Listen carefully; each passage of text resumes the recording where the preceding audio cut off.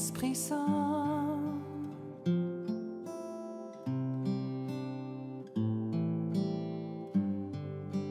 Viens, ô Esprit Saint.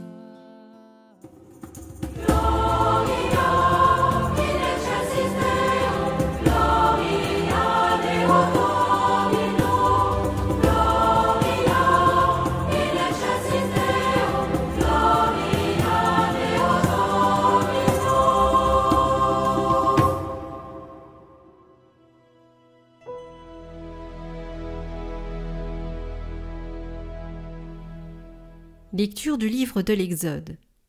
En ces jours-là, Moïse se leva de bon matin et il gravit la montagne du Sinaï comme le Seigneur le lui avait ordonné. Il emportait les 2 tables de pierre. Le Seigneur descendit dans la nuée et vint se placer là auprès de Moïse.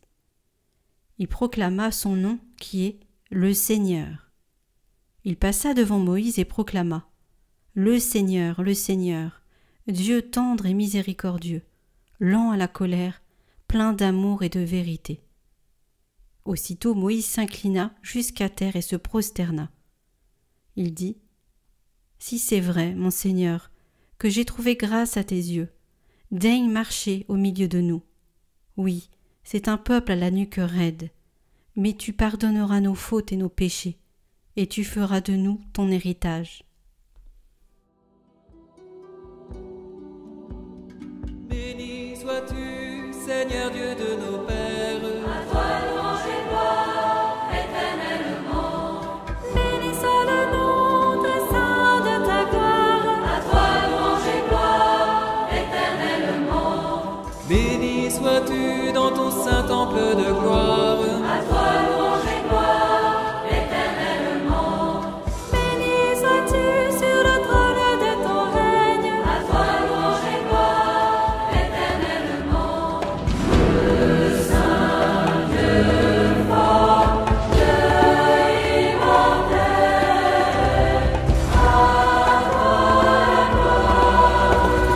Béni sois-tu, toi qui sondes les abîmes. À toi louange et gloire éternellement. Toi qui sièges au-dessus des kéroubim. À toi louange et gloire éternellement. Béni sois-tu au firmament dans le ciel.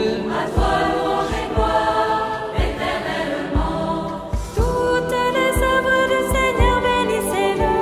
À toi louange et gloire éternellement. Le Saint Dieu fort, Dieu immortel. À toi la gloire.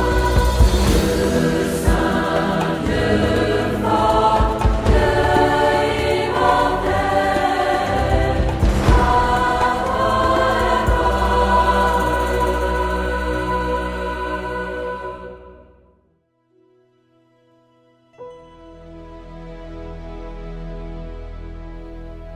Lecture de la 2e lettre de saint Paul apôtre aux Corinthiens. Frères, soyez dans la joie, cherchez la perfection, encouragez-vous. Soyez d'accord entre vous, vivez en paix, et le Dieu d'amour et de paix sera avec vous. Saluez-vous les uns les autres par un baiser de paix. Tous les fidèles vous saluent. Que la grâce du Seigneur Jésus-Christ, l'amour de Dieu et la communion du Saint-Esprit soient avec vous tous.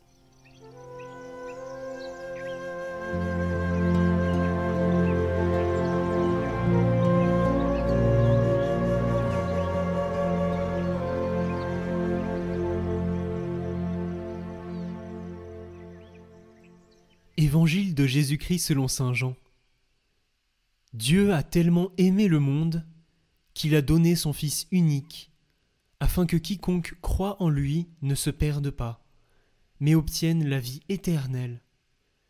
Car Dieu a envoyé son Fils dans le monde, non pas pour juger le monde, mais pour que, par lui, le monde soit sauvé. Celui qui croit en lui échappe au jugement. Celui qui ne croit pas est déjà jugé, du fait qu'il n'a pas cru au nom du Fils unique de Dieu.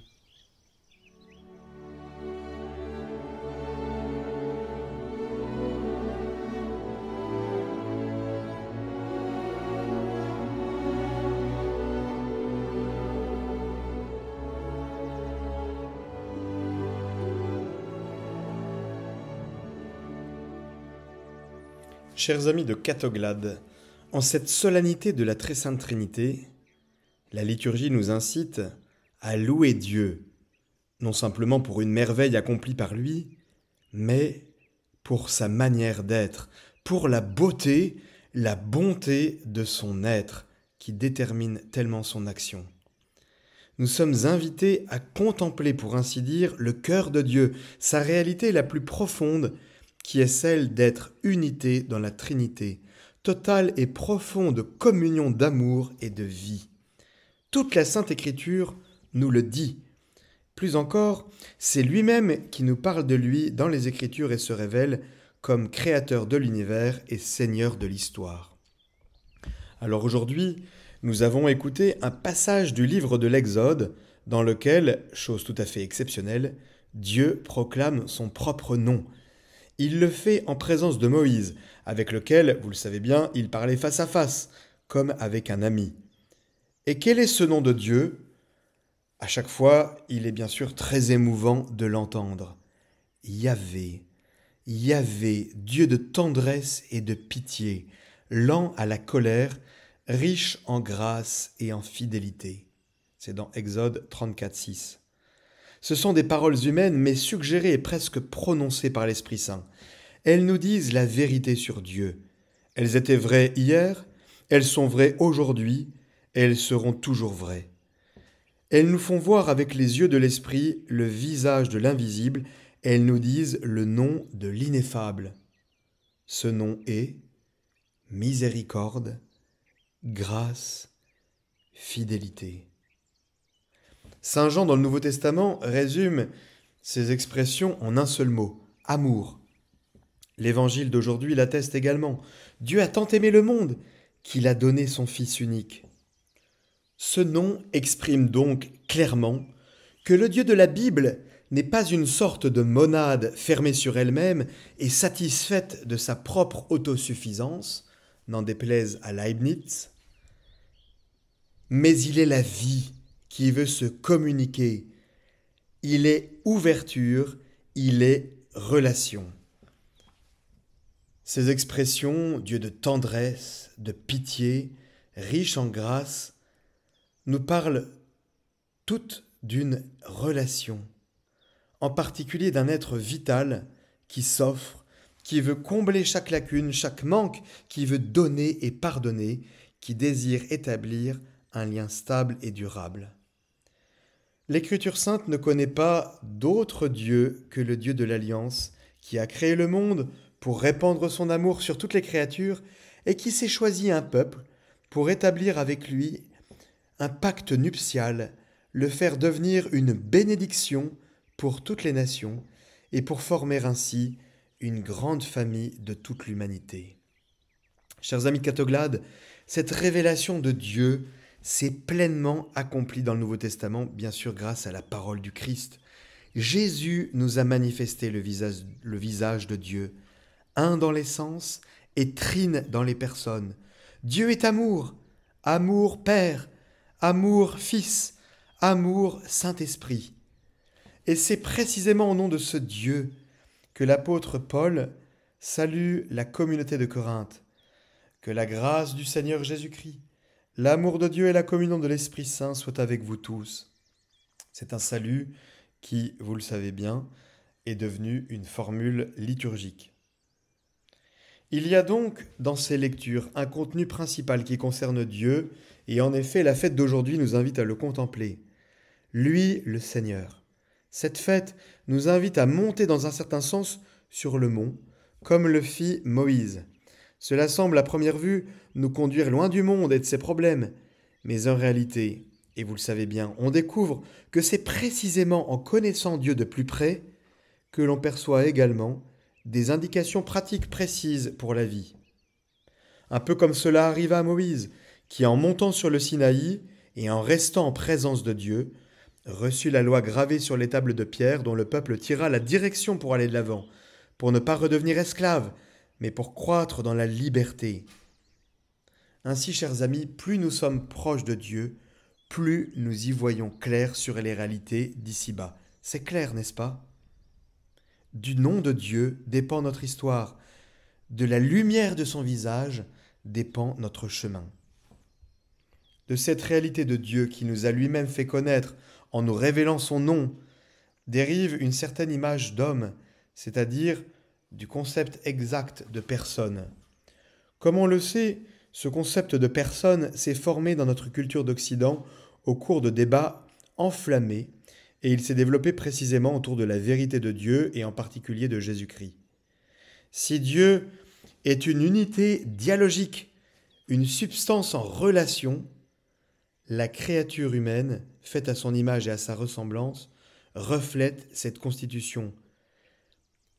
Elle est donc appelée à se réaliser dans le dialogue, dans la rencontre. Nous sommes faits pour la rencontre. Nous sommes des êtres de relation, comme Dieu est relation. Jésus nous a particulièrement révélé que l'homme est essentiellement fils, créature qui vit dans la relation avec Dieu le Père. L'homme ne se réalise donc pas dans une autonomie absolue en ayant l'illusion d'être Dieu, mais au contraire, en se reconnaissant en tant que fils, en tant que créature ouverte, tendue vers Dieu et vers ses frères, dans le visage desquels il retrouve l'image du Père commun. On voit bien que cette conception de Dieu et de l'homme se trouve à la base d'un modèle correspondant de communauté humaine et donc de société. C'est un modèle qui existe avant toute réglementation législative, juridique, institutionnelle et également avant toutes les particularités culturelles. Un modèle de famille humaine commun à toutes les civilisations que nous, chrétiens, nous avons l'habitude d'exprimer dès l'enfance en affirmant que les hommes sont tous des fils de Dieu et qu'ils sont donc tous frères. Il s'agit d'une vérité qui se trouve dès le début, derrière nous et dans le même temps qui est toujours devant nous, comme un projet auquel aspirer toujours plus dans chaque construction humaine et sociale. C'est une conception qui se fonde sur l'idée de Dieu Trinité, de l'homme comme personne, non comme pur individu, et de la société comme une communauté, et non comme une pure collectivité. Voyez, chers amis, que du mystère de Dieu Trinité découle tellement de choses sur notre vision de l'homme. Et le magistère de l'Église qui s'est développé à partir de cette vision de Dieu et de l'homme est bien sûr très riche. Il suffit de parcourir les chapitres les plus importants de cette doctrine sociale de l'Église. Et dans cette doctrine sociale, nous trouvons toujours le choix du primat de Dieu. Toute la vie et l'œuvre de l'Église dépendent du fait de placer Dieu au premier plan. Pas un Dieu générique, mais bien le Seigneur avec son nom et son visage, le Dieu de l'Alliance, le Dieu qui a fait sortir son peuple d'Égypte, le Dieu qui a ressuscité Jésus des morts et qui veut conduire l'humanité à la liberté dans la paix et la justice.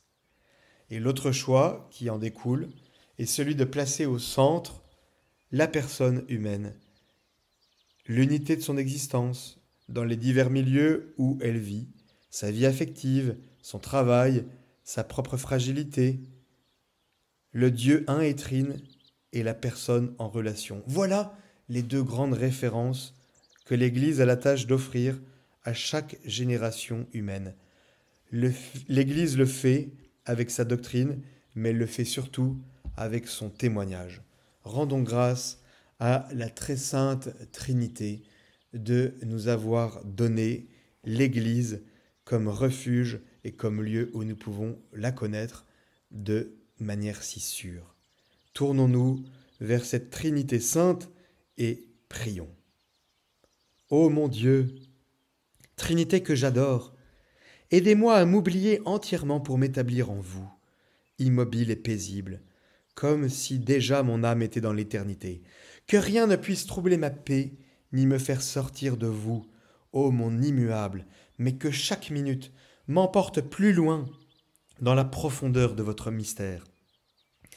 Pacifiez mon âme, faites-en votre ciel, votre demeure aimée et le lieu de votre repos. Que je ne vous y laisse jamais seul, mais que je sois là tout entier, tout éveillé en ma foi, tout adorant, tout livré à votre action créatrice. Ô mes trois, mon tout, ma béatitude, solitude infinie, immensité où je me perds, je me livre à vous comme une proie. ensevelissez-vous en moi, pour que je m'ensevelisse en vous, en attendant d'aller contempler en votre lumière l'abîme de votre grandeur. Ainsi soit-il.